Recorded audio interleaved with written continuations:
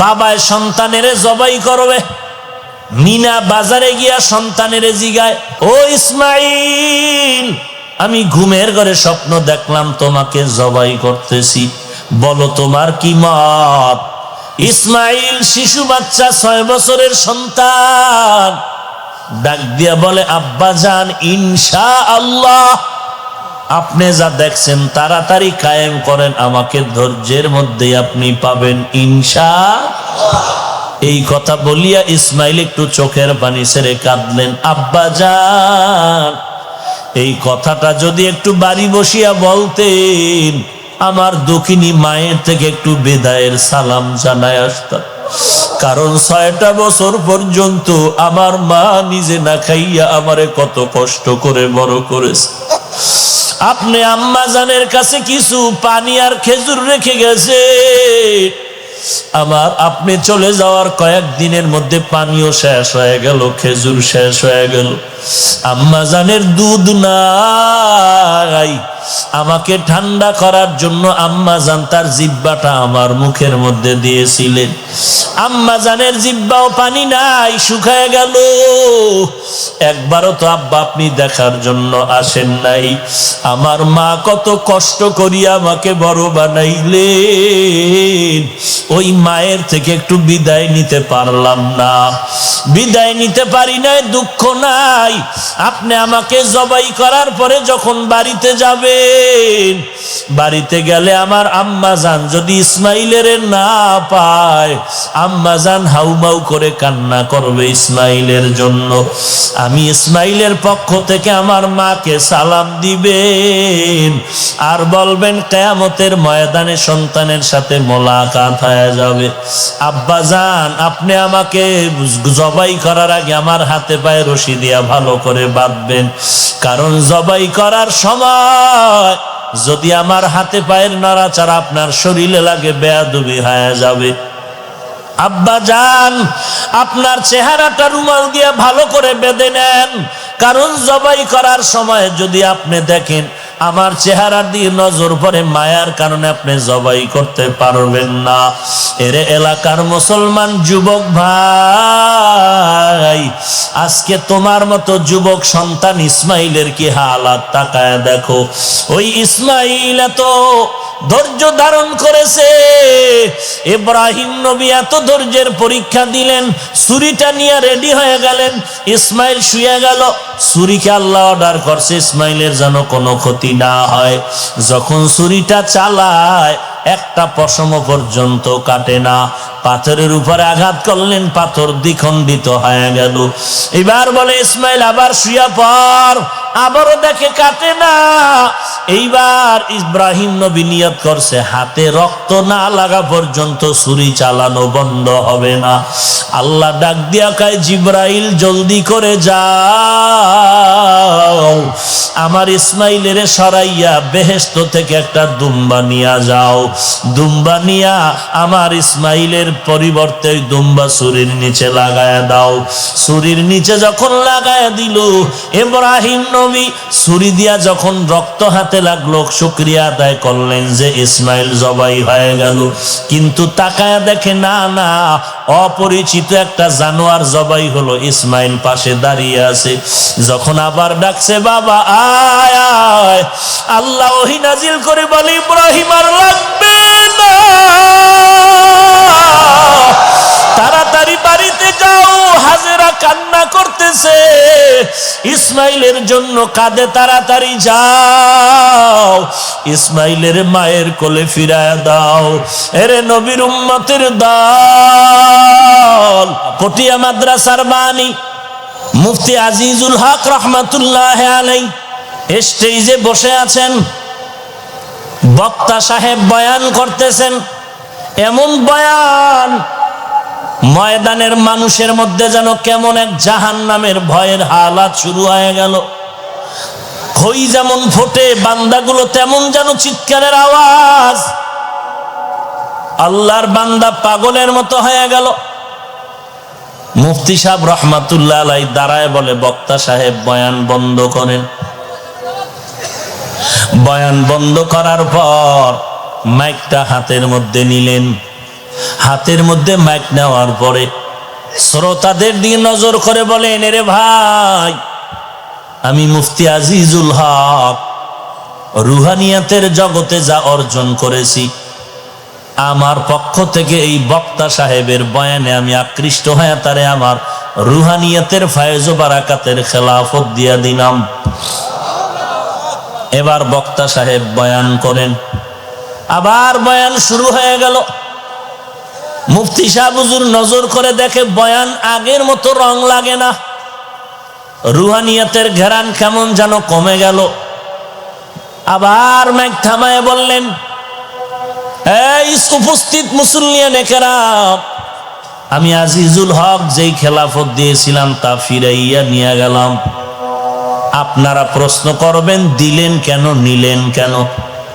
জবাব হলো, বক্তা সাহেব যখন বয়ান করতেছিলেন তখন রুহানিয়াতের এক রং লাগতেছিল, এমন রং মনে হয় যেন তাআল্লুক আর মাআল্লাহ হয়ে যাইতেছিল, আর সে আজিমের সাথে যেন একটা কালেকশন হয়ে যাচ্ছিল। কিন্তু আমি খেলাফত দেওয়ার পরে দেখলাম যে রুহানিয়াতটা কম যাচ্ছে। তখন আমি ভেবে চিনতে ফলাফল বের করলাম, এটা বক্তার নিজস্ব কোনো পাওয়ার না, এই ময়দানে একজন আল্লাহওয়ালা বসে আছে, ওই বান্দা রুহানি তাওয়াজ্জু দান করছে, ওই তাওয়াজ্জু এই রুহানিয়াত বের হয়েছে। এরে নবীর উম্মতের দল, এটা কেমনে সম্ভব? সুলাইমান আলাইহিস সালাম জমিন থেকে 9 মাইল উপর দিয়া যায়, সিংহাসন চলছে, হঠাৎ করে গর্তের পিপিলিকার আওয়াজ 9 মাইল উপরে সুলাইমান নবী শুনিয়া ফাতাবাসসামা, মুস্কি হাসলেন। এরপরে বলে, এই সিংহাসন জমিনের মধ্যে ল্যান্ড করো। জমিনে থামলো, সুলাইমান নবী পিপিলিকার কাহিনীগুলো শুনতেছেন। এর মধ্যে নবীর দরবারে একটা পাখি ছিল, হুদহুদ নামের একটা প্রাণী। ও হলো পানির দায়িত্বে, নাকটা লাগায় দেখবে কোথায় পানি আছে। হুদহুদ বলে দেওয়ার পর নবী সুলাইমান বলতেন, জিনদেরকে তাড়াতাড়ি মাটি খনন করে পানি উঠা, ওযু করবো, নামাজ পড়বো। হুদহুদ চলে গেল। নবীর অজান্তে আর এক রানী বিলকিসের এলাকায় হুদহুদরে না পাইয়া সুলাইমান নবী চিৎকার করে বলেন, কই গেল? মা লিয়া লা আরাল হুদহুদ, কি হলো যে আমার হুদহুদকে দেখি না কেন? আমি আজকে ওকে কঠিন শাস্তি দিব, জবাই দিব। হুদহুদ উপরে ওইটা বিলকিসের ঘটনা নিয়ে আসতে হাজির।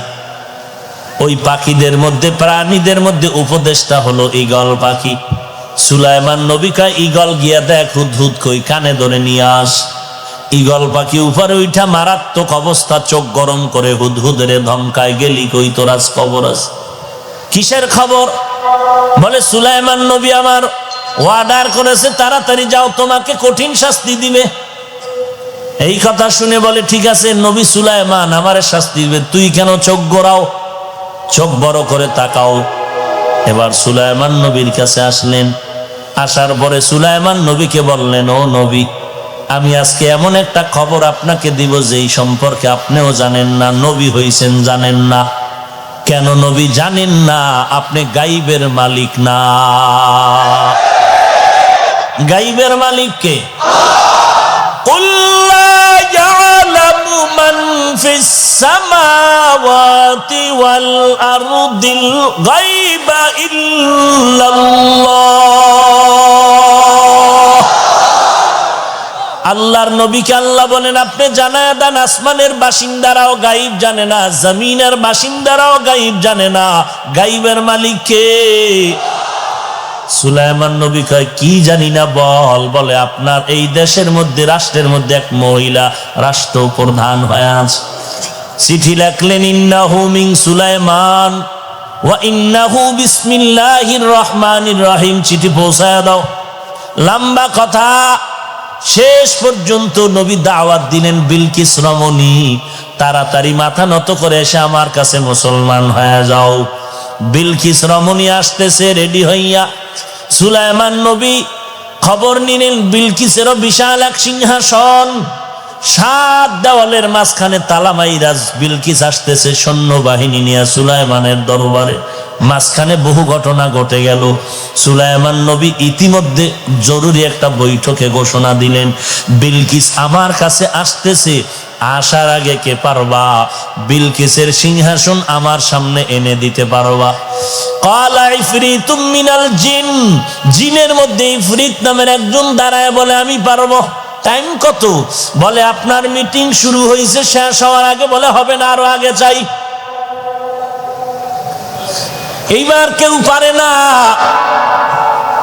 হঠাৎ একজন বান্দা দাঁড়ায় গেলেন। ওই বান্দা মানুষ, জিনে পারে না, মানুষ দাঁড়ায় বলে আমি পারবো। যদি আল্লাহ তৌফিক দেয়। সুলাইমান নবী বললেন কতটুকু সময় লাগবে? বলে আমার সময় হলো আপনি চোখটা বন্ধ করবেন আর খুলবেন, তাকায় দেখবেন সিংহাসন হাজির। ইলমে রা'জাজু করদান বেহিসাব, খলকে রাদাদান জওয়াবে বাসওয়াব। পটিয়ার মুফতি আজিজুল হক রহমাতুল্লাহ আলাইহি তাহাজ্জুদে দাঁড়ায় গেলেন। ওখান থেকে চোখের পলকে চলে গেলেন আফ্রিকার জঙ্গলে। কয়টা কেমনে হয়, কেমনে হয়, কেমনে হয়? এক নাম্বার জবাব এটা এমনিই হয়। দুই নাম্বার জবাব হলো সুলাইমান নবীর সামনে বিলকিসের সিংহাসন যদি একটা মানুষ বান্দা যদি তাকওয়ার পাওয়ার দিয়া চোখের পলকে এনে দিতে পারে, তাকওয়ার পাওয়ার দিয়া মুফতি আজিজুল হক কেন এক পলকে আফ্রিকা যেতে পারে না? আউলিয়ারা কারে অকবা এখতিয়ার, জাহেলারা কারে দুনিয়া এখতিয়ার। মাইলে মোমেন সোয়ে মোমেন মিশাওয়াত, মাইলে কাফির সোয়ে কাফির মিশাওয়াত। আল্লাহ পাক বলেন বান্দা আমাকে দেখে দেখে ইবাদত করো, এর নাম হলো মুশাহাদা। যদি আল্লাহকে দেখতে না পাও, এতটুকু নিয়ত করে ইবাদত করো যে আল্লাহ তোমাকে আমাকে দেখতেছেন, আমি যেখানে আছি আল্লাহ দেখেন, আল্লাহ দেখেন, আল্লাহ দেখেন। এই জিকির অন্তরে ঢুকাও। কেউ দেখে না, কেউ দেখে না, কেউ জানে না, কেউ শুনে না, সব জানেন, সব দেখেন, সব শুনেন কে?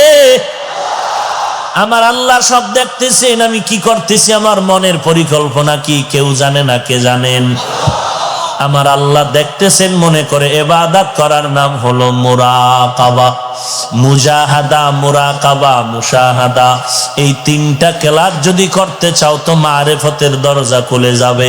এক সময় দেখবা তুমি যেদিকেই তাকাও সেদিকেই আমার আল্লাহর কুদরত। কেমন ভাবে দেখবা? এরে আল্লাহর বান্দা, পানির মধ্যে যখন কেউ ডুব দিয়া গোসল করে তখন তার হালাত কি? বলে তোর কোন পার্শ্বে পানি? বলে আমার ডানে পানি, বামে পানি, পেছনে পানি, সামনে পানি, উপরে পানি, ভেতরে পানি। পশমের গোড়ায় গোড়ায় শুধু পানি আর পানি আর পানি।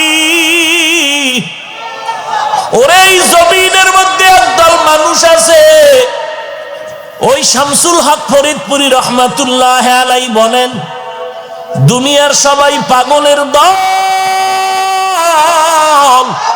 কেউ টাকার পাগল, কেউ গাড়ির পাগল, কেউ বাড়ির পাগল, কেউ নারীর পাগল, কেউ ক্ষমতার চেয়ারের পাগল। আর একদল মানুষ এই জমিনে সেরা আমার আল্লাহ তাআলার পাগল। এরা শুধু আমার আল্লাহর পাগল। যে গাড়ির পাগল সে গাড়ি তালাশ করে, যে বাড়ির পাগল সে বাড়ির ধ্যান করে, যেই বান্দা টাকার পাগল সে টাকার ধ্যান করে, যেই বান্দা বাড়ির পাগল সে বাড়ির ধ্যান করে। আর যেই পাগলগুলো আমার মাওলার পাগল, ওই বান্দা হাঁটতে চলতে সব সময় ধ্যান করে আমার মাওলা। ওই বান্দা যেদিকে তাকায় শুধু তাকায় আমার আল্লাহ। আমার আল্লাহর কুদরত নিয়ে বান্দা গবেষণা করে।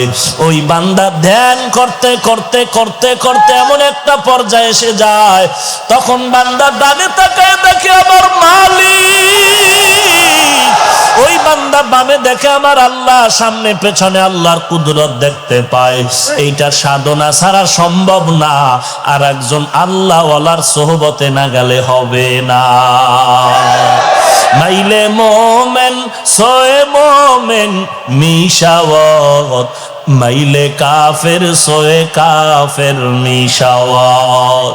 ওয়াল্লাযীনা জাহাদু ফীনা লানাহদিয়ান্নাহুম সুবুলানা ওয়া ইন্নাল্লাহা লামাআল মুহসিনিন।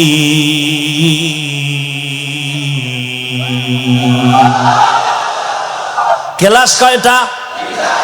মনে থাকবে? কই মনে করলে কি হবে? বলে আল্লাহর সাথে মোলাকাত হয়ে যাবে। আল্লাহর সাথে মোলাকাত। এই মিয়া গার্মেন্টসে চাকরি করে, বেতন দেয় ম্যানেজার, মালিকেরে খুঁজিয়া পায় না, কিন্তু মালিকেরে দেখতে চায়নি।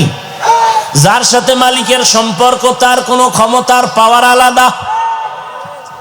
এরে নবীর উম্মতের দল, এই তিনটা ক্লাস যারা করবা, মুরাকাবা, মুশাহাদা, মুজাহাদা, এই তিনটা ক্লাস তারাই করতে পারবে। স্কুল কলেজে মাদ্রাসায় ছাত্র ভর্তি করানো হয়, ভর্তি করার সময় শর্ত আছে না নাই? আছে না নাই? আল্লাহ বলেন আমার সাথে মারেফতের খেলা যারা খেলবি, আমার সাথে মোলাকাত যারা করতে চাও, তিনটা ক্লাস করার জন্য যেই ছাত্রগুলো রেডি হইতেছো, আমি আল্লাহ সব ছাত্রদেরকে এই ক্লাস করার কামিয়াবি দরজা দিব না। এই ক্লাস যদি করতে চাও, তাহলে যে ক্লাস করবা যেই ছাত্র, তার মধ্যে তিনটা গুণ থাকা লাগবে। কয়টা গুণ থাকা লাগবে? এক নাম্বার গুণের নাম আদব। কি কি? লিকুল্লি শাইইন যিনাতুন ফিল ওয়ারা ওয়া যিনাতুল মারই তামামিল আদাবি আজ খোদা খা হিমে তৌফিক আদব বে আদব মাহরুমে গাস আজ ফজলে রাব। এক নাম্বার গুণের নাম কি ভাই? বেয়াদবেরে আল্লাহ এই ক্লাসে কামিয়াবি দান করবেন। এক নাম্বার লাগবে আদব, এক নাম্বার লাগবে গুণটা আদব। আদব সারে ক্লাসে পাস করার কোনো রাস্তা নাই। আদবের গুণটা বান্দা অর্জন করো। সুলতান মাহমুদ গজনবী রহমাতুল্লাহ আলাইহির ইন্তেকাল হয়ে গেল। ইন্তেকালের পরে স্বপ্ন যোগে কথা হয়, হযরত আপনার কবরের কি হালাত? জানায় দিল আল্লাহ আমাকে মাফ করেছেন। কেন? কোন আমল? বলে একটা আদবের আমলের কারণে। বলে সে আমলটা কি? বলে আমি একদিন সফরে রাতের বেলা কোথাও মেহমান হয়ে গেলাম। মেহমান হইয়া আমি রাত্রি যাপনের জন্য এক বাসায় থাকলাম। আমাকে এমন একটা ছোট্ট রুম দিয়েছে রাতটা কাটানোর জন্য। আমি এমন একটা রুমের মধ্যে শুয়ে পড়লাম। হঠাৎ তাকায় দেখি আমার পায়ের কিনারে কোরআন শরীফ একটা তাকের উপরে। আমি চিন্তা করলাম এই রুমে আমি ঘুমায়া থাকবো, আর আমার রুমে পায়ের পার্শ্বে আমার কোরআন শরীফ থাকবে, তাকের উপরে তা হয় না। আমি কোরআন শরীফটা হাতে নিলাম, নিয়ে আমি বের হইলাম কোরআন শরীফ আর একটা রুমে রাখিয়া আসি। কিন্তু কিছু দূর যাওয়ার পরে দিলের মধ্যে আবার জবাব আসতেছে, আরে সুলতান মাহমুদের থেকে কোরআনের দাম তো অনেক বেশি, অতএব আমি নিজে আরামে ঘুমানোর জন্য কোরআন শরীফ আর এক রুমে রাখতেছি, তা তো হয় না। বরং কোরআনটা তার জায়গায় থাকবে, প্রয়োজনে আমি ময়লা জায়গায় গিয়া ঘুমাবো। আল্লাহর বান্দা সুলতান মাহমুদ গজনবী কোরআন শরীফটা নিয়ে আবার রুমে চলে গেলেন। রুমে কোরআন শরীফ জায়গা মতো রাইখা তিনি আলাদা একটা অপরিচ্ছন্ন রুমে বিছানা করে ঘুমায় গেলেন। এই যে আমলটা আদব রক্ষা করলেন, কোরআনের আজমত রক্ষা করলেন। সুলতান মাহমুদ বলেন আল্লাহ পাকে আদব রক্ষায় আমাকে কবরে মাফ করে দিয়েছে।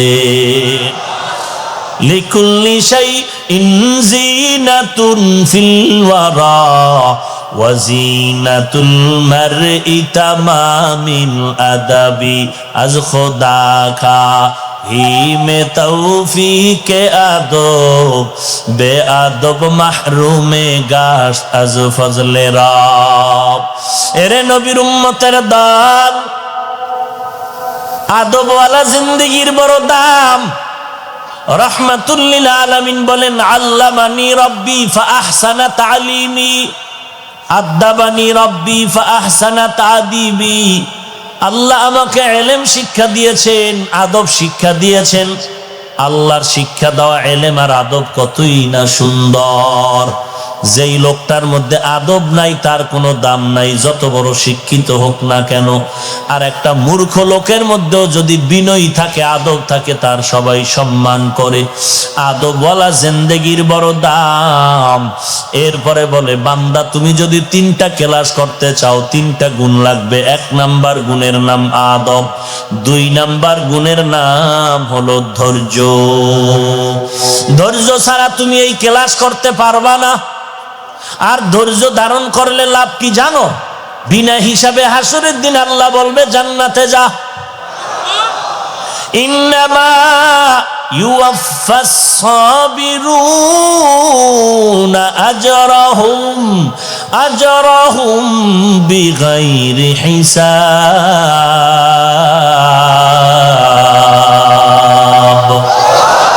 আল্লাহ বলবেন বেগাইরে হিসাব জান্নাতে চলে যাও। ধৈর্যের এত দাম। ইয়া আইয়ুহাল্লাযীনা আমানুসবিরু ওয়া সাবিরু ওয়া রাবিতু ওয়াত্তাকুল্লাহ ওয়া লানাবলুওয়ান্নাকুম বিশাইইম মিনাল খাউফি ওয়াল জু'i ওয়া নাকসিম মিনাল আমওয়ালি ওয়াল আনফুসি ওয়াস সামারাত ওয়া বাশশিরিস সাবিরিন।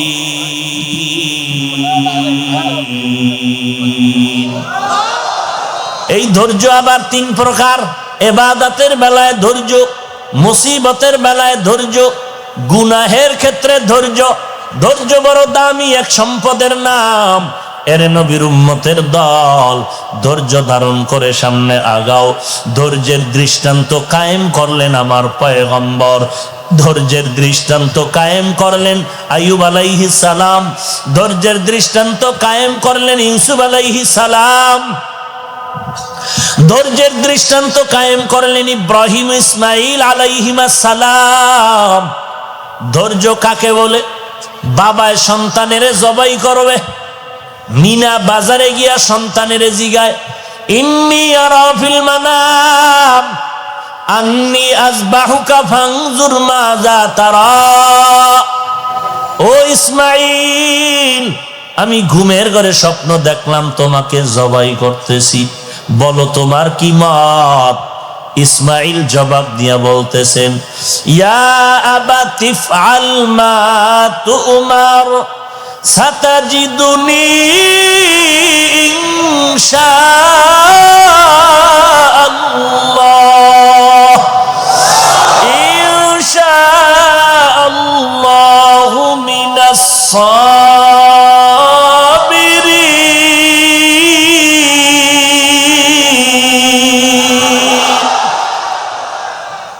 ইসমাইল শিশু বাচ্চা, 6 বছরের সন্তান, ডাক দিয়া বলে, আব্বা জান ইনশাআল্লাহ আপনি যা দেখছেন তাড়াতাড়ি কায়েম করেন, আমাকে ধৈর্যের মধ্যে আপনি পাবেন।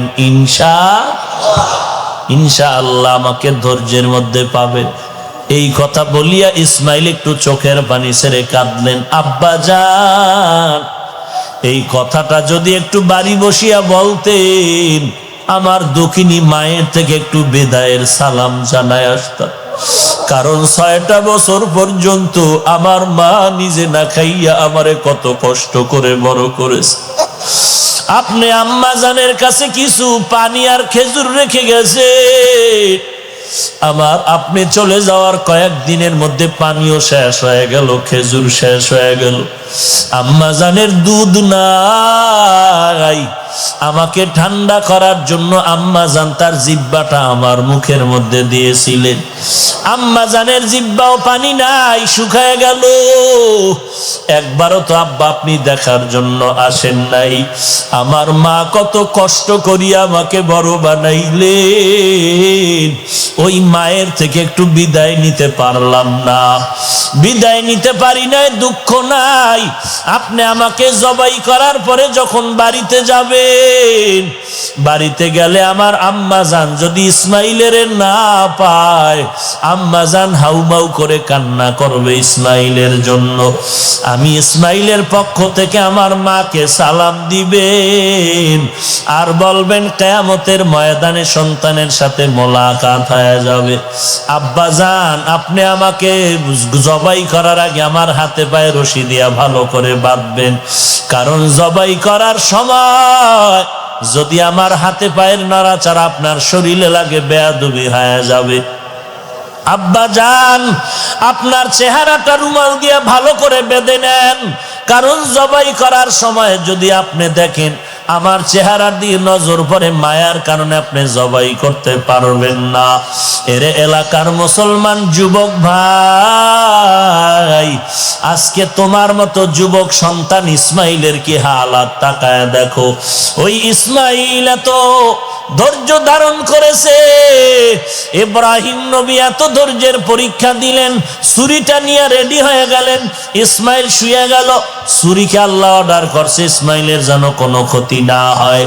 যখন ছুরিটা চালায় একটা পশম পর্যন্ত কাটে না। পাথরের উপরে আঘাত করলেন, পাথর দ্বিখণ্ডিত হয়ে গেল। এবার বলে ইসমাইল আবার শুয়া পর, আবারও দেখে কাটে না। এইবার ইব্রাহিম নবী নিয়ত করছে হাতে রক্ত না লাগা পর্যন্ত ছুরি চালানো বন্ধ হবে না। আল্লাহ ডাক দিয়া কয় জিব্রাইল জলদি করে যাও, আমার ইসমাইলের সরাইয়া বেহেশত থেকে একটা দুম্বা নিয়া যাও। দুম্বা নিয়া আমার ইসমাইলের পরিবর্তে দুম্বা ছুরির নিচে লাগায়া দাও। ছুরির নিচে যখন লাগায়া দিল, ইব্রাহিম নবী ছুরি দিয়া যখন রক্ত হাতে লাগলো, শুকরিয়া আদায় করলেন যে ইসমাইল জবাই হয়ে গেল। কিন্তু তাকায়া দেখে না না, অপরিচিত একটা জানোয়ার জবাই হলো, ইসমাইল পাশে দাঁড়িয়ে আছে। যখন আবার ডাকছে বাবা আয় আয়, আল্লাহ ওহী নাজিল করে বলে ইব্রাহিম আর লাগবে না, তাড়াতাড়ি বাড়িতে যাও। হাজেরা কান্না করতেছে, ইসমাইলের জন্য কাঁদে, তাড়াতাড়ি যাও, ইসমাইলের মায়ের কোলে ফিরায়া দাও। আলহামদুলিল্লাহিল্লাযী জাআলা আশ-শামসা ওয়াল কমারা বিহুসবান ওয়ান নাজমা ওয়াশ-শাজারা ইয়াসজুদান وفضل زمانا على زمان كما فضل مكانا على مكان وإنسانا على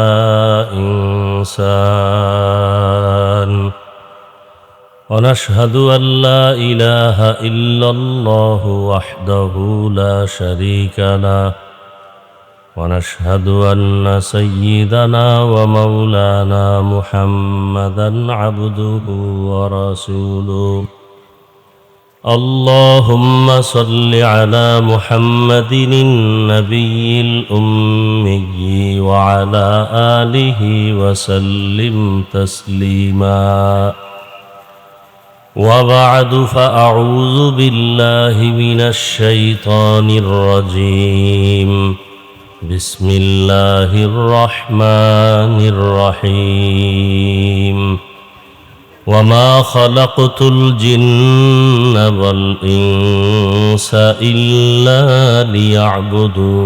ليعبدون وقال النبي صلى الله عليه وآله وسلم لا طاعة لمخلوق في معصية الخالق صدق الله مولانا العظيم وصدق رسوله النبي الأمي الكريم ونحن على ذلك من الشاهدين والشاكرين والذاكرين والحمد لله رب العالمين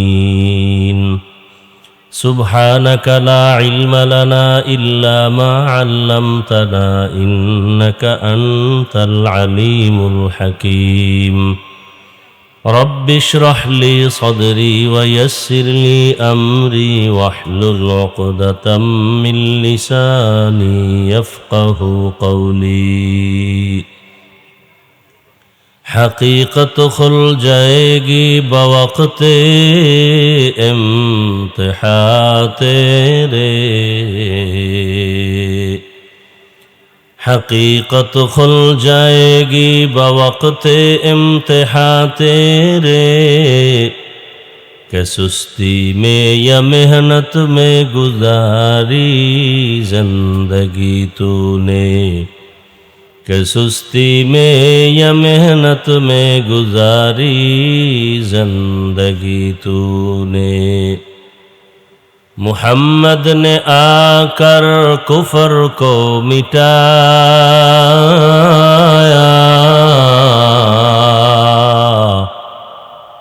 کفر کو مٹا کر صداقت بتایا کفر کو مٹا کر صداقت بتایا لا الہ الا اللہ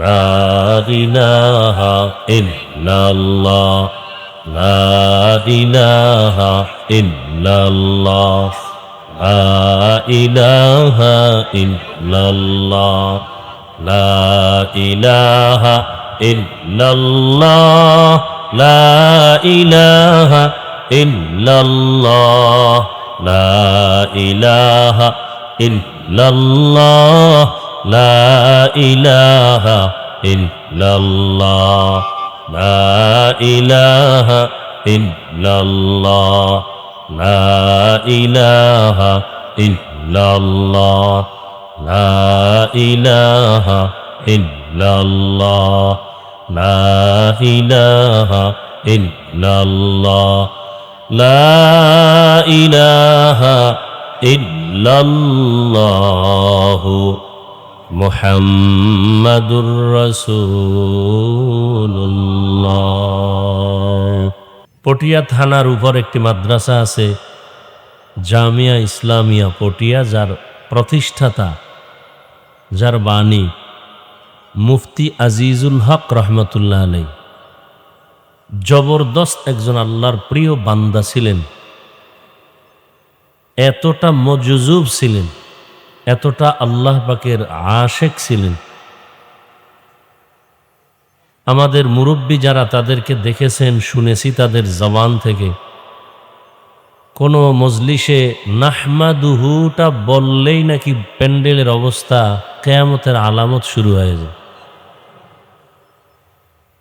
এরা ছিলেন মানুষ, আমরা উপরে মানুষ, আসলে মানুষ হতে পারি নাই।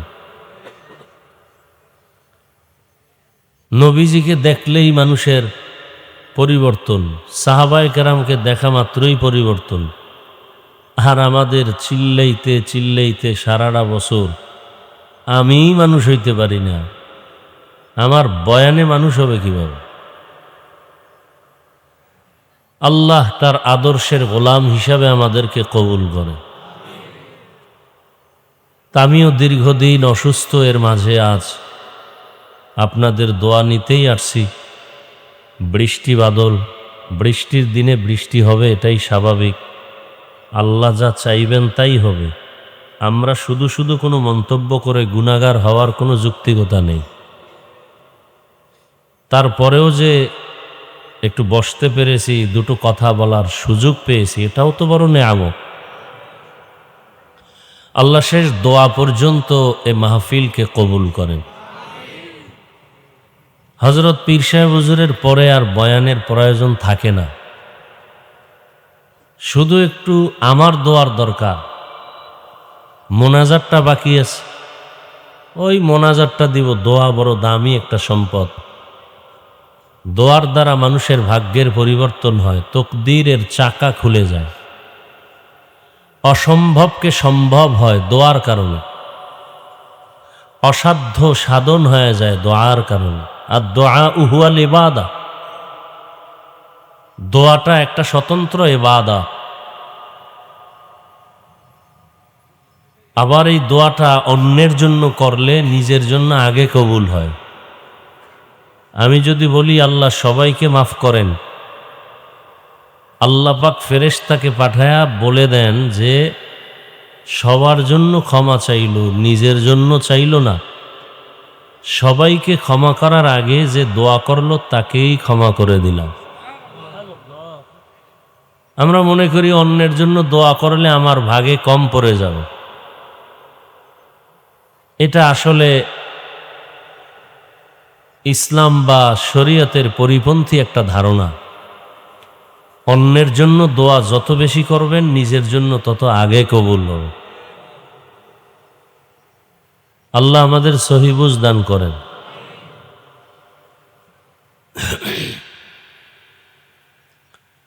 এখানে অনেক বছর প্রোগ্রাম হয় না, ধরে নেন কথার কথা 10 বছর ধরে এখানে ওয়াজ হয়, 6-7 বছর পর্যন্ত সুন্দরভাবে ওয়াজ হইল। 2-1 বার একটু বৃষ্টি হওয়ার কারণে মন খারাপ, মন্তব্য, আল্লাহ যে 7-8 বার ভালো করায়া বয়ান করার সুযোগ দিলেন, সেখানে সেজদায় পড়েছেন কয়দিন, সেটা ভুলে গেলেন একবারের বৃষ্টিতে। আমরা এত অকৃতজ্ঞ। আল্লাহ আমাদেরকে ভালোটা দিছেন বেশি। কি ভাই, আমরা অনেকে অসুস্থ হই, কিন্তু অসুস্থর তুলনায় সুস্থতার সময়টা বেশি না? তো একটু অসুস্থ হলেই আমরা অধৈর্য হয়ে যাই। সুস্থ যে রাখলেন আল্লাহ 20 বছর, 30 বছর, 40 বছর, সেই শুকর কি আদায় করছেন? তো যাই হোক, আমি সংক্ষেপ 2-4টি কথা বলবো এবং কোরআনে হাকিমের সংক্ষিপ্ত একটি আয়াত এবং রসুলের একটি হাদিসের অংশ পড়েছি। ইখলাস ও রুহানিয়াতের সমন্বয়, সহি নিয়তে, সহি তরিকায়, সহি কিছু কথা আমাকে বলার মতো, আপনাদেরকে শুনবার মতো আল্লাহ তৌফিক দান করেন। ওয়ামা খালাকতুল জিন্না ওয়াল ইনসা ইল্লা লিয়াবুদুন। আল্লাহ বলেন, আমি মানুষ ও জিনকে সৃষ্টি করি নাই, হ্যাঁ করেছি একমাত্র ইবাদতের জন্য। নবীজি বলেন, লা তাআতা লি মাখলুকিন ফি মাসিয়াতিল খালিক। আল্লাহকে অসন্তুষ্ট করে দুনিয়ার অন্য কারো হুকুম মানা হারাম। শেষ হাদিস এবং আয়াতের তরজমা। হাদিস থেকে কি জানলাম? আল্লাহকে অসন্তুষ্ট করে অন্য কারো হুকুম মানা কি হারাম। এখন জানার বিষয় হলো, আল্লাহকে বেজার করে অন্যের হুকুম মানে এই লোকগুলো কারা, এদেরকে চিহ্নিত করতে হবে। নাম্বার 2, আল্লাহকে বেজার করে অসন্তুষ্ট করে অন্যের হুকুম মানে সে অন্য লোকগুলো কারা। নাম্বার 3, আল্লাহকে বেজার করা যাবে না, তার কারণ কি? এই 2-4টে কথা বলেই দোয়া করি। আসল তো বয়ান মূল না, হেদায়াত মূল। এখানে মাঠ ভরা লোক যদি হয় আর ঘন্টাকে ঘন্টা বয়ান হয় আর ফজরে মসজিদ খালি থাকে, কি হবে এই বয়ান দিয়া? আর 10 জন 100 জন মানুষ যদি থাকে, সব হেদায়াত পেয়ে যায়, আল্লাহর দ্বীনের বুঝ পেয়ে যায়, এটাই তো সফলতা। আল্লাহ আমাদের হেদায়াতের দৌলত দান করেন। আল্লাহকে বেজার করে যেই লোকগুলো অন্যের হুকুম মানে, এই লোকগুলো কারা? এক কথায় আমি জবাব দিব, তারা দুনিয়া লোভী। দুনিয়া লোভীরাই আল্লাহকে অসন্তুষ্ট করে। এই দুনিয়া লোভী এটা আবার 3 প্রকারে ভাগ করা: হুব্বে যা, হুব্বে মাল, হুব্বে নিসওয়ান। সম্মানের চেয়ারের লোভ, এই একদল লোভে আছে ক্ষমতা কেমনে পাই, আর একদল লোভী হলো টাকা পয়সার লোভী, আর একদল লোক হলো যৌবনের লোভী। দুনিয়াতে যত মানুষ দেখবেন আল্লাহর বাইরে চলে, ইসলামের বিপরীত লাইনে চলে, রসুলের আদর্শ মানে না, সব মানুষ এই তিন লোভের কোনো একটায় আটকানো। হয়তো সম্পদের লোভে আছে, আল্লাহকে ভুলে গেছে, না হয় ক্ষমতার চেয়ার পাওয়ার লোভে আসলটাকে হারায়া নকল নিয়ে দৌড়ায়, অথবা যৌবনের লোভ। যেমন ফেরাউন ছিল গরিব, এক পর্যায়ে মিশরে প্রধান দায়িত্ব পাইয়া এক পর্যায়ে নিজেকে খোদা দাবি করল। কোরআনের আয়াত আনা রব্বুকুমুল আলা, শুধু খোদা না, সব থেকে বড় খোদা। কিসের লোভ বলেন তো? ক্ষমতার লোভ। মুসা নবীর যুগে আরেকজন ছিল কারুন, কোরআনে যার নাম আসছে, আল্লাহর বিরুদ্ধে চলে গেল, মুসা নবীর বিরুদ্ধে চলে গেল, জাকাত দিবে না।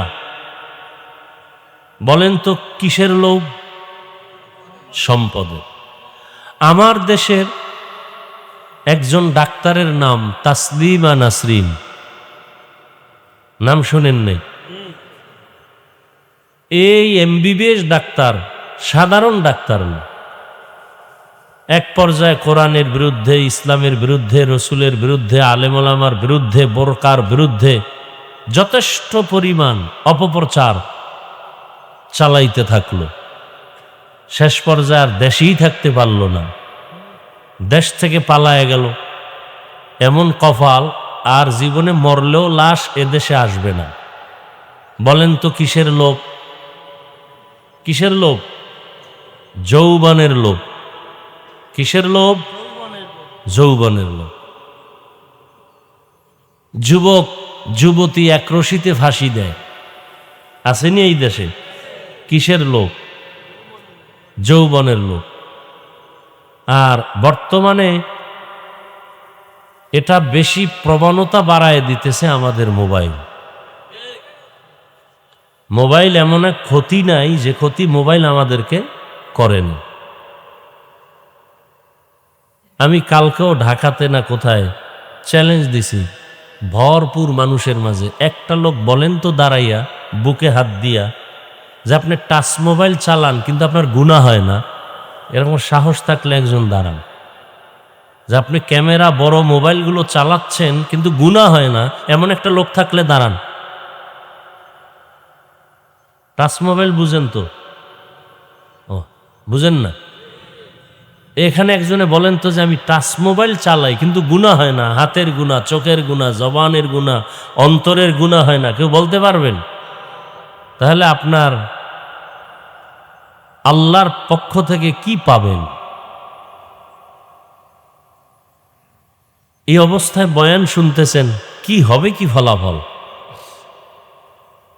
মোবাইল ছাড়তে পারি না, মা ছাড়তে রাজি, বাপ ছাড়তে রাজি, হ্যাঁ, মোবাইলে নাম্বার লক করে রাখছে, পাসওয়ার্ড দিয়ে রাখছে, বউও জানতে পারে না। কি কেমন চরিত্রহীন স্বামী যে মোবাইলের লক নাম্বার স্ত্রী জানে না। এখানে আর বলার দরকার নেই যে স্বামী বেচারা চরিত্রহীন, ওর চরিত্র সব থেকে খারাপ। যেই স্বামী মোবাইল লক রাখে, কে জানে না, স্ত্রীকে জানার সুযোগ দেয় না। আল্লাহ হেদায়াত দান করুন। তাহলে যেই লোকগুলো আল্লাহকে বেজার করে, এই লোকগুলো কি লোভী? এইমাত্র বললাম, 1 মিনিটও হয় না। কি লোভী? সব কথার এক কথা, দুনিয়া লোভী। এই দুনিয়া লোভ আবার 3 ভাগে ভাগ করা: সম্মানের চেয়ারের লোভ, সম্পদের লোভ। হুজুরে সকালে এক কথা কয়, বিকালে যদি দেখেন কথার রং আলাদা। ওই 3 লোভের কোনো একটাই গ্রেফতার হয়ে আছে। কি? ক্ষমতার চেয়ার পাওয়ার লোভে সকালে এক কথা, বিকালে টাকার লোভে সকালে এক কথা, বিকালে এরকম আল্লাহর বান্দায় দুনিয়ায় নাই। আল্লাহ হেদায়াত দান করেন। গেল এটা। এবার আসেন, নবীজি বলছেন হুব্বুদ দুনিয়া রাসু কুল্লি খাতিআ। দুনিয়ার লোভ সব পাপের মূল। সব পাপের মূল কি? দুনিয়ার লোভ আমাদেরকে ধ্বংস করেছে। আমি মাঝে মাঝে বলি, তাবলিগে চিল্লা দিতে দিতে জীবন শেষ। পীরের দরবারে যাইতে যাইতে পাগড়ি বান্ধা মাথা গরম। এরপরে ভিআইপি প্যাকেজে হজ করছে হাজি সাহ। এগো ইমানের হালাত কি? কয় মাইয়া বলা বিয়ার সময় টের পাওয়া যায়। এগো ইমান কতটুকু স্কেলে আছে। গোপনে গোপনে যৌতুক এরম আসেনি? গায়ে হলুদ, গান বাজনা, ভিতরে নাচানাচি, চাস্তো ভাই মামতো ভাই, মামতো বোন চাস্তো বোন, বাহির দিয়া ওয়াল করছে পর্দা, ভিতরে সদরঘাট। আছে না? বড় আফসুস। আল্লাহ হেদায়াত দান করেন। দুনিয়ার সব পাপের মূল দুনিয়ার লোভ। লোভে পাপ, পাপে মৃত্যু। ফেরাউনের অপমৃত্যু, যার লাশটা মাটিতে গ্রহণ করে নাই, মশামাছি গ্রহণ করে নাই। এখন এই লোকগুলো দুনিয়ার লোভে পড়ে আল্লাহকে বেজার করে। আর কাকে বেশি আপন মনে করে? বলে নেতা, নেত্রী, পীর। অনেক মুরিদ আছে বাংলাদেশে যে পীরের এমন অন্ধভক্ত যে পীর জাহান্নামে গেলে যাবে, আল্লাহ বেজার হয় হোক। এরমও মুরিদ আছে না নাই? পীরেও গাঞ্জা খায়, মুরিদেও গাঞ্জা খায়। পীরেও বিড়ি টানে, মুরিদও বিড়ি টানে। পীরের দাড়ি নাই, মুরিদেরও দাড়ি নাই। এরকম পীর আছে না নেই? শুধু পীর না, এরা মুজাদ্দিদে জামান, আন্তর্জাতিক বেঈমান। আল্লাহ হেদায়াত দান করুন। তার মানে কি সব পীর খারাপ? এটা আবার বলা যাবে না। খবরদার, আবেগ দিয়ে চলবে না, বিবেক খাটায়া চলতে হবে। বরং বর্তমানে খাঁটি আল্লাহওয়ালার সোহবত না থাকলে সে ঈমান নিয়ে মরবে পড়ে, বেঁচে থাকাই কঠিন। আল্লাহ। তা হাদিসের অর্থ কি দাঁড়ালো? আল্লাহকে বেজার করে অন্যের হুকুম মানা কি? কি বুঝলাম? আল্লাহকে বেজার করে পীরের কথা মানা হারাম। আল্লাহকে বেজার করে নেতার কথা মানা হারাম। আল্লাহকে বেজার করে নেত্রীর কথা মানা হারাম। এক কথায় জবাব, দুনিয়ার সকলকে বেজার করা সম্ভব, আমার আল্লাহকে বেজার করা সম্ভব না। দুনিয়ার সব বেজার হয় হোক, আল্লাহকে বেজার করা যাবে না। কেন? দুনিয়ার সবাই স্বার্থপর, একমাত্র আমার মালিক রব্বুল আলামিন কোনো স্বার্থপর না। দুনিয়ার সবাই কি স্বার্থ নাই? এমন একটা মানুষ মা বাবা স্বার্থের কারণে সন্তানকে জবাই করে। কোথায়? ইন্ডিয়ায়। বাংলাদেশের ইতিহাস, বাবা তার আপন মেয়েটাকে রাতের বেলা হোটেলের মধ্যে নিয়ে বলে, আজকের রাতের জন্য তুই মেয়ে না, আমার কাছে স্ত্রীর সমান। তো বাংলাদেশের খবর। আবার স্বার্থের কারণে সন্তান মা বাবাকে জবাই করে, স্বার্থের টানে স্ত্রী স্বামীকে জবাই করে, স্বামী স্ত্রীকে জবাই করে। দুনিয়ার সবাই স্বার্থপর, একজন আছেন যার কোনো স্বার্থ নাই, তিনি হলেন আল্লাহ। আল্লাহ যদি স্বার্থপর হইতেন তাহলে জমিনে আমরা যারা আল্লাহর দেয়া নেয়ামত, বাতাস, পানি, সূর্যের আলো, চাঁদের আলো, জমিনের ফসল, গাছের ফল, নদীর মাছ খাইয়াও আল্লাহর হুকুম মানি না। আল্লাহ যদি স্বার্থপর হইতেন ঘুমের মধ্যে মেরে ফেলতেন। ঘুমের মানুষ মরা, দোয়াও তো পরি মরার। আল্লাহুম্মা বিসমিকা আমুতু, আল্লাহ তোমার নামে মরতেছি। এই মরার থেকে জিন্দা কে করেন? আল্লাহ যদি জিন্দা না করেন আর জিন্দা হবে না। আল্লাহ পাক যদি স্বার্থপর হইতেন এক ঢোক পানিও দিতেন না,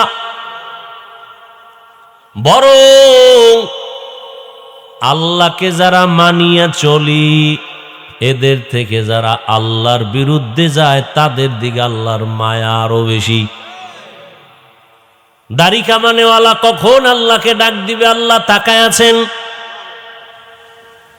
আল্লাহর হুকুম না মানিয়া অন্য পথে যারা দৌড়ায় আল্লাহ তাদের দিকে নজর রাখেন কুদরতের, কখন বান্দা আমার কদমে সেজদা দিবে। আল্লাহ পাক এদেরকে ডাকার জন্য 5 বার ব্যবস্থা করলেন। মুয়াজ্জিন সাহেব ডাকো, হাইয়া আলাস সালাহ, আস-সালাতু খায়রুম মিনান নাওম। ঘুমের চেয়ে নামাজ ভালো, আর তুমি ঘুমাইও না, ঠিকমতো পড়িলে নামাজ জান্নাত তোমার ঠিকানা। একটুখানি নেকের তরে রোজ হাসরের মাঠেতে বাবা ঘুরবে ছেলের পিছে, ছেলে বাবার আগেতে।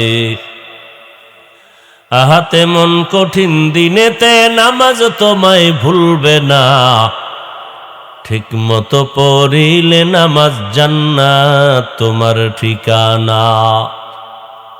পশু পাখি কীট পতঙ্গ কেউ ঘুমিয়ে রইল না, মানুষ হয়ে ঘুমিয়ে থাকা ঠিক তো মোদের হবে না। আহাতে মন কঠিন দিনেতে আল্লাহ কিন্তু ছাড়বে না, ঠিক মতো পড়িলে নামাজ জান্নাত তোমার ঠিকানা।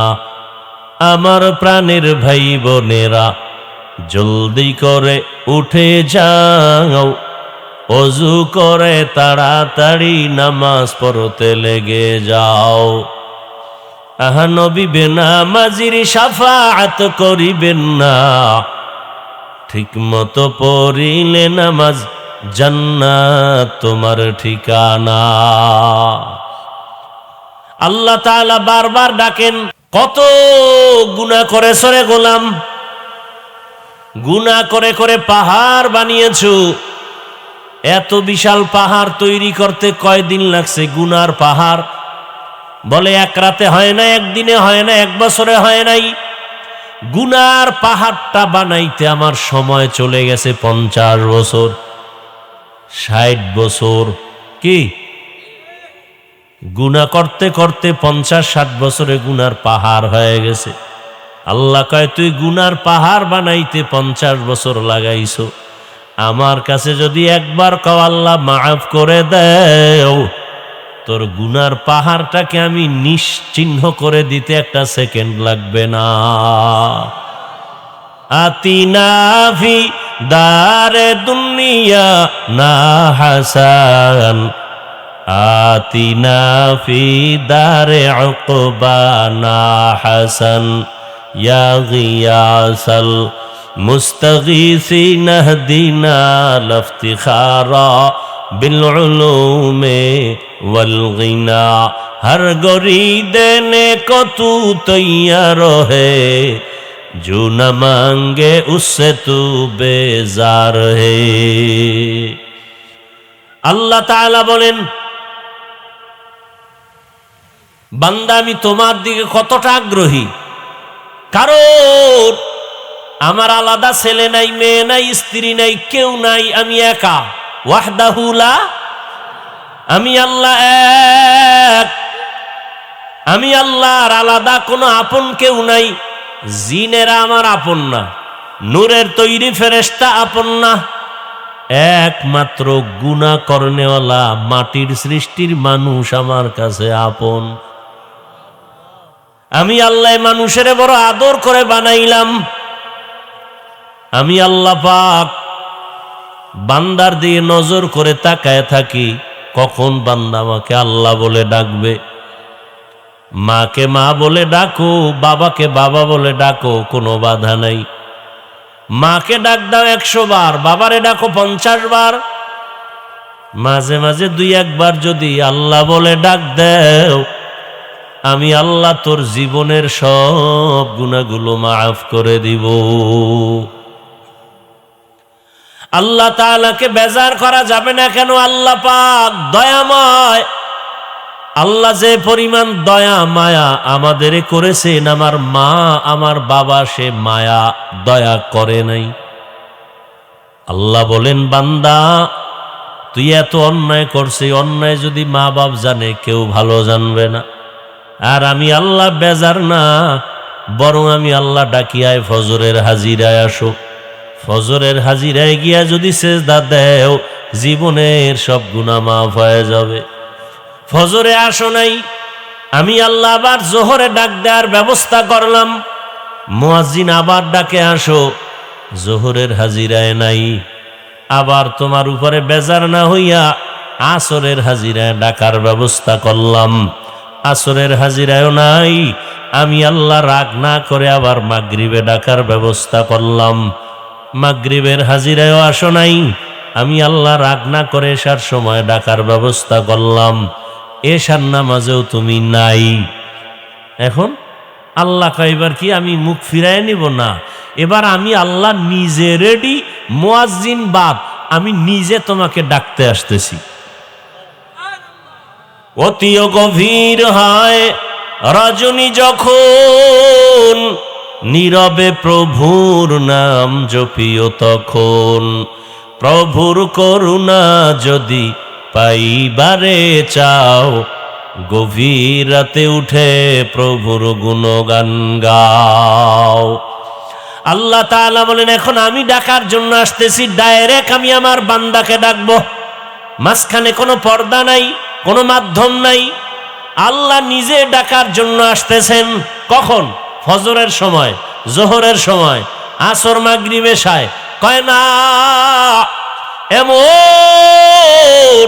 একটা সময় যেই সময় পুরা দুনিয়াটা নিস্তব্ধ, পাখিরাও ঘুমায়, নদীর মাছও ঘুমায়, মানুষও ঘুমায়, কোনো আওয়াজ নাই, কোনো পশু পাখির আওয়াজ নাই, ঠিক নীরব। রাতের শেষ ভাগটা আমি আল্লাহ প্রথম আসমানে আসিয়া আমি আল্লাহ আমার মোহাব্বতের বান্দাদের ডাক দেই। যদি বান্দা ঘুম থেকে উঠিয়া ওযু বানাইয়া সেজদায় গিয়া যদি একটু দিল খুলে বলো, ইয়া রব্বিগফিরলি, ও রব আমাকে মাফ করে দাও, আমি আল্লাহ তোর জীবনের গুনাহ সব মাফ করে দিব। ইয়া এলাহি মুঝসে মুঝকো দূর কর, ताके देखो मुझ में तुझको एक नजर, या इलाही तू मेरा माबूद है, या इलाही तू मेरा माशूक है।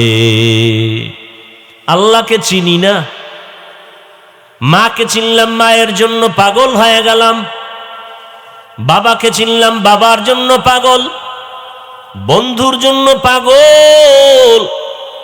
আমার মাওলা যে কত দয়ার মালিক, ওই মাওলাকে ভালো করে চিনলাম না। যদি চিনতে পারতাম, গলায় ছুরি লাগলো আমার মাওলার থেকে কেউ আমাকে আলাদা দূরে সরায় দিতে পারত না। এরে আল্লাহর বান্দা, আল্লাহ রাব্বুল আলামিন গভীর রাতের তৃতীয় ভাগে, রাতের প্রথম অংশে আল্লাহ আসেন না, আল্লাহ পাক আসেন শেষ ভাগে। আল্লাহ পাক আসেন কেন? বান্দার থেকে কিছু নিতে না বান্দাকে দিতে? নিতে। তাহলে আপনাদের কিছু তো লাগে না? যদি লাগে তো ঘুমান কেন? যদি লাগে তো উঠে আল্লাহর কাছে চান না কেন? রহমতের নবী আমার এশার নামাজ পড়ে ঘুমায় যাইতেন, রাতের শেষ ভাগে ওইটা আল্লাহর আদালতে নামাজে দাঁড়ায় যেতেন, আল্লাহ পাকের কাছে কথা বলতেন, যা প্রয়োজন চাইতেন। আল্লাহর নবীর জন্য বলেন, ইজা সাআলতা ফাসআলিল্লাহ ওয়া ইজা ইসতাআনতা ফাসতাইন বিল্লাহ। যদি কিছু চাও কার কাছে? আর কারো কাছে চাইও না, আল্লাহর কাছে চাও। দুনিয়ার কারো কাছে চাইলে পাবা না, কারণ দুনিয়ার সব অভাবী, আমার আল্লাহর কোনো অভাব। আল্লাহ বলেন দুনিয়াওয়ালারা চাইলে বেজার হয়, আর আমি আল্লাহর কাছে চাইলে আমি খুশি হই। কেন? দুনিয়ার সবাই অভাবী, আমি আল্লাহর কোনো অভাব নাই। ইয়া আইয়ুহান নাস আনতুমুল ফুকারাউ ইলাল্লাহ ওয়াল্লাহু হুয়াল গানিয়্যুল হামিদ।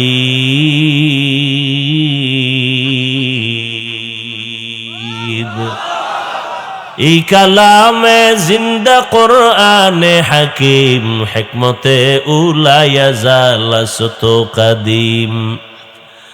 गर तवक्कुल मी कुनी हर सुबह शाम, मेरा सानद रिज़्क़ तू अज़ला मकाम जुज़बा हक़ची ज़े मखा अज़ इंसो जा फज़ले उआ मस्त दर जुमला जहा। আল্লাহ পাক রব্বুল আলামিন বলেন, দুনিয়ার মানুষ তোমরা সবাই ফকির, আমি আল্লাহ হলাম ধনী। ধনী কে? আল্লাহ শুধু ধনী না, প্রশংসিত ধনী। আল্লাহ বলেন আমার কাছে চাও। দুনিয়াওয়ালারা দেয় না, দিবে দিবে বলে দরজা সব সময় খোলে না, আর আমি আল্লাহ দেওয়ার জন্য দরজা খুলে রাখলাম। আমার কাছে হিন্দু চাইলেও পাবে, খ্রিস্টানেরা চাইলেও পায়। রাতে ডাকো আমি হাজির, দিনের বেলা ডাকো আমি আল্লাহ হাজির। ও বান্দা, সমুদ্রের মাঝে গিয়ে যদি আল্লাহকে ডাকো সেখানেও আল্লাহ। আল্লাহ বলেন বান্দা, তুমি জঙ্গলের মধ্যে গিয়ে যদি ডাকো আমি আল্লাহ সেখানেও হাজির। আমি আল্লাহকে ফাঁকি দিয়া কোনো জায়গা নাই, আমি আল্লাহরে রাতের বেলা ডাকবা হাজির। কারণ দুনিয়ার সব নষ্ট হবে, আল্লাহ পাক রব্বুল আলামিন একমাত্র থাকবেন, তার লয় নাই হয় নাই। হুয়াল হাইয়ুল কাইয়ুম। আমি আল্লাহর কোনো ঘুমও নাই, লা তাখুযুহু সিনাতু ওয়ালা নাওম। আমি আল্লাহ ঘুমাই না যে তোরা আমাকে ডেকে পাবি না। মুসা নবী বলেন, হে আল্লাহ আপনি ঘুমান না? কয় না, তো কেমনে থাকেন? আল্লাহ কয়, দেখ একটা কাচের পাত্রে পানি নিয়ে দাঁড়াও, হালকা ঘুমের ভাব আসছে, কাচের পাত্রটা পুরা ভেঙে গেছে। আল্লাহ কয়, মুসা সামান্য একটা কাচের পাত্র রাখতে পারলা না? আর আমি আল্লাহ যদি সামান্য তন্দ্রায় যাই, আসমান আসমানের জায়গায় থাকবে না, জমিনটা জমিনের জায়গায় ঠিক থাকবে না। আমি আল্লাহ ঘুমাবো দূরের কথা, এক মুহূর্তের জন্য তন্দ্রাও যাই না। আমি আল্লাহ পাক অল টাইম অপেক্ষায় থাকি, কোন বান্দা আমাকে একবার ডাকবে। মা অপেক্ষা থাকে, বাচ্চা কখন আমাকে আম্মু বলে ডাকবে।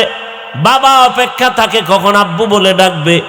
আমার আল্লাহ এত আদর করে আমাদের বানাইছেন, আল্লাহ অপেক্ষায় থাকে বান্দা কখন তাকে একবার আল্লাহ বলে ডাকবে।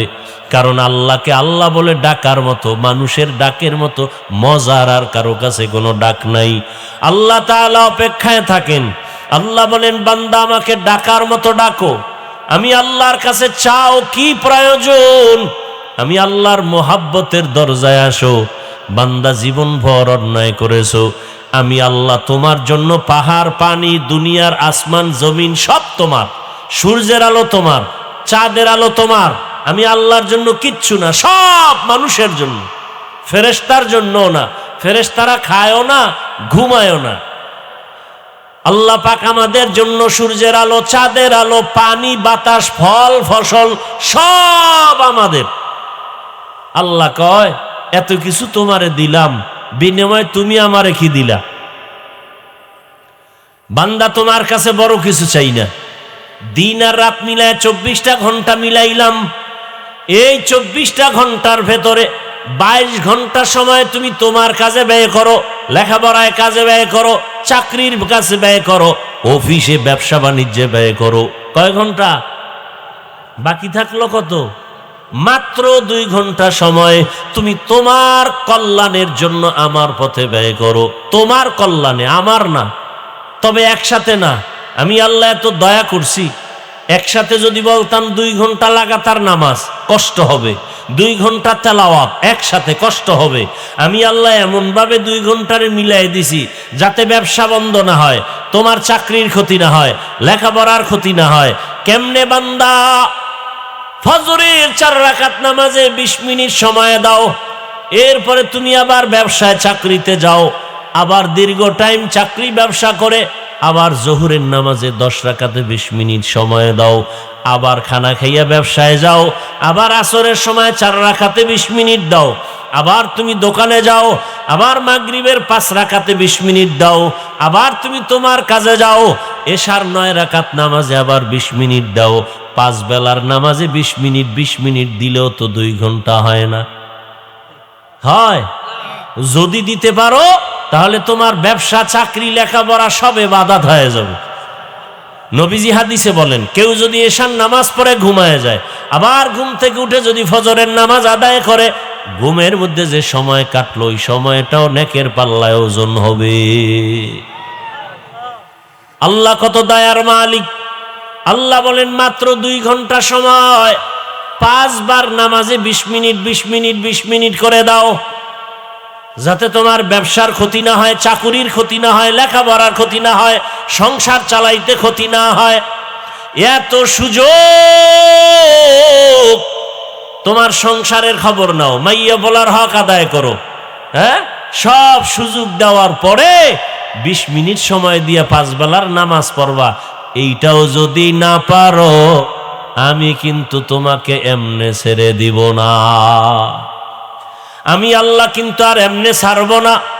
আমি আল্লাহ তোমার জন্য জাহান্নাম বানায় রাখছি। আজ না কাল ঘুমের মধ্যে আজরাইল চলে আসবে, রাস্তায় হঠাৎ তোমার অ্যাক্সিডেন্ট হয়ে যাবে। কই গেল মা, কই বাবা, কই দাদা, কই মুরব্বি? এক এক করে সবাই চলে গেল। এখনো সময় আছে, বান্দা তওবা করো। তওবা করিয়া যদি আল্লাহর কাছে ক্ষমা চাও, জীবনটা আবার পবিত্র হয়ে যাবে। আর যদি গাদ্দারি করিয়া যদি আবার আমার হুকুমের বাইরে চলো, আর এমত অবস্থায় কবরে আসো, আমি আল্লাহ কাউকে এক বিন্দু ছাড় দিব না। কারণ পরকাল হলো ইনসাফের আদালত। আল্লাহ পশুকে উঠাবেন, গরু, কুকুর, এদের কোনো জান্নাতও নাই, জাহান্নামও নাই, এদেরকে উঠাবেন। কেন? ইনসাফের বিচারটা মানুষকে দেখাবার জন্য। আল্লাহ বলবেন কুন্তু তুরাবা, মাটি হয়ে যাও, মানুষকে দেখাবার জন্য। এটা ইনসাফের আদালত। যেই আদালত এতটা ভয়ঙ্কর হবে যে সূর্যের গরমে মাটির জমিনটা তামা হবে। নবীদের গুনাহ নাই, তারাও কান্নায় বেকারার হয়ে যাবে।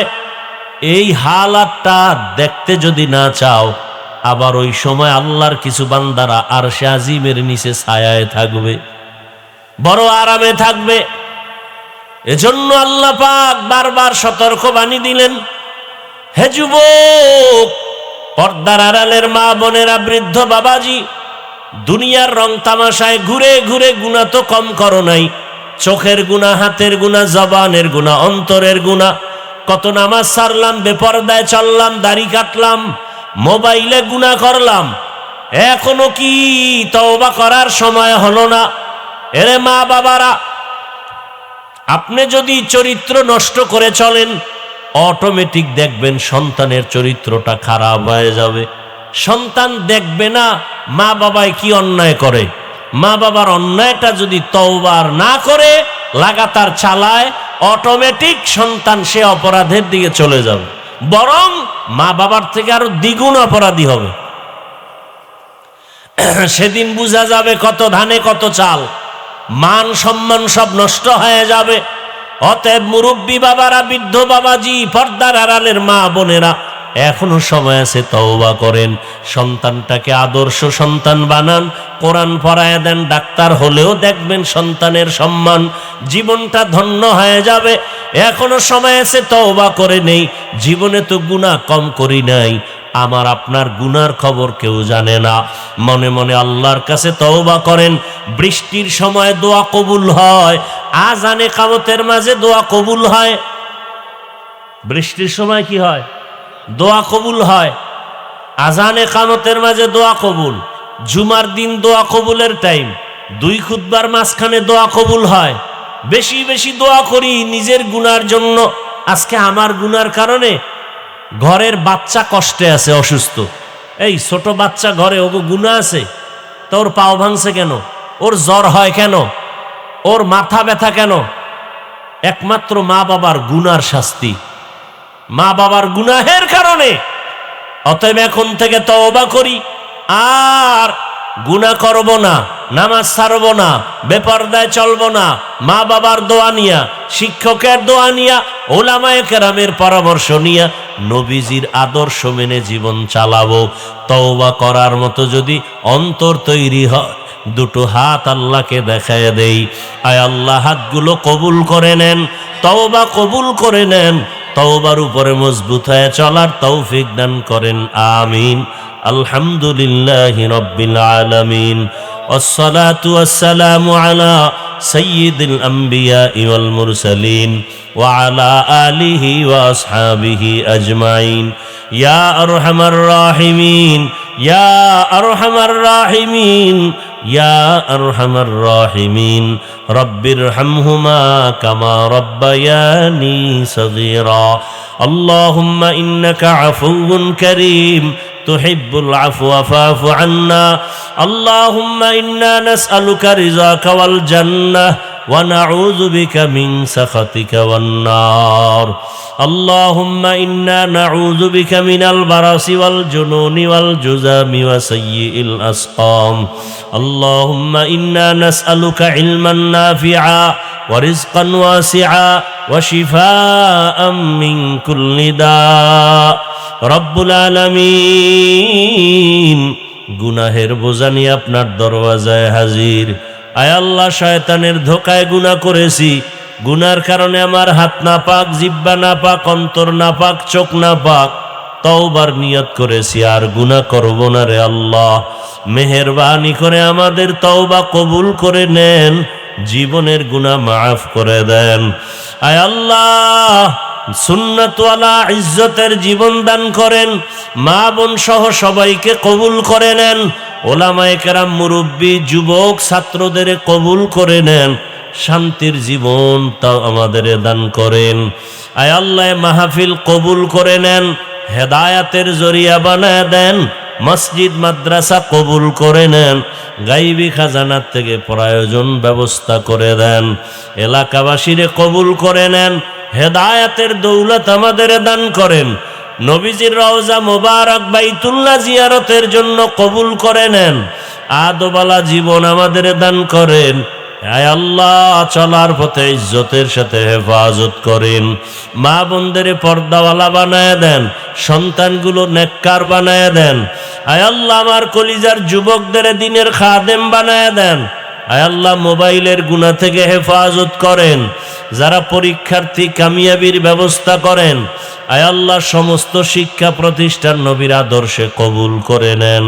আয় আল্লাহ, আমরা যারা হাত তুলেছি জানি না এখানে কারা ইয়তীম, জীবনে আর বাবার চেহারা দেখবে না। কে যেন মা হারা অসহায়, মেহেরবানি করে মা বাবা মুরব্বীদের কবর জান্নাত বানায় দেন। যারা বেঁচে আছেন হায়াত বাড়ায় দেন। অসুস্থ যারা সুস্থতার নেয়ামত বাড়ায় দেন। আয় আল্লাহ, পরস্পরের রিয়া, হাসাদ, কিবির দূর করে ইখলাস ও তাকওয়া দান করেন। আয় আল্লাহ, আদবালা বিনয়ী জিন্দেগি দান করেন। সারা দুনিয়ায় খেদমতের জন্য কবুল করে নেন আল্লাহ। চলার পথে হেফাজত করেন। সারা দুনিয়াবাসীকে মাফ করে দেন। বাংলাদেশ শান্তির দেশ বানায় দেন। আয় আল্লাহ, সুন্নাতওয়ালা ইজ্জতের জীবন আমাদের দান করেন। আয় আল্লাহ, দীর্ঘ নেক হায়াত দান করেন। দীর্ঘ নেক হায়াত দান করেন। নবীজির মোহাব্বতে আমাদের দোয়া কবুল করে নেন, দিলের নেক আশা পূরণ করে দেন। আয়োজনকারী সহযোগিতাকারী মেহেরবানি করে তাদের কবুল করে নেন। আয় আল্লাহ, কিয়ামত পর্যন্ত হকের ব্যানারে দাওয়াতের কাজগুলো কায়েমের ব্যবস্থা করে দেন। হাসবুনাল্লাহু ওয়া নি'মাল ওয়াকিল, নি'মাল মাওলা ওয়া নি'মান নাসির। ওয়া সাল্লাল্লাহু তাআলা আলা খাইরি খালকিহি মুহাম্মাদ ওয়া আলিহি ওয়া আসহাবিহি আজমাইন। ও দয়ার মালিক, এই মাদ্রাসার বাণী খেদমতগার সেক্রেটারি দুনিয়ায় নাই, তাকে জান্নাত দান করেন। আয় আল্লাহ, আমাদের প্রিয় হেমায়েত ভাই, তার বাবা অসুস্থ, সুস্থতার নেয়ামত দান করেন। আয় আল্লাহ তাআলা দীর্ঘ নেক হায়াত দান করেন। আয় আল্লাহ, যার মনে যত পেরেশানি আছে দূর করে দেন। মরণ পর্যন্ত দ্বীনের ইখলাসের সাথে খেদমত করার তৌফিক দান করেন। মুখালেফের মুয়াফিক বানায়া দেন। জাহেরি বাতিনি দুশ্মনের মোকাবেলায় বিজয় দান করেন। বাতিলের মোকাবেলায় বিজয় দান করেন। ইজ্জতের জীবন দান করেন। ওয়া উফাউযু আমরি ইলাল্লাহ, ইন্নাল্লাহা বাসীরুম বিল ইবাদ। ওয়া সাল্লাল্লাহু তাআলা আলা খাইরি খালকিহি মুহাম্মাদ ওয়া আলিহি ওয়া আহলি বাইতিহি আজমাইন। আমিন আমিন আমিন বিরহমাতিকা ইয়া আরহামার রাহিমিন।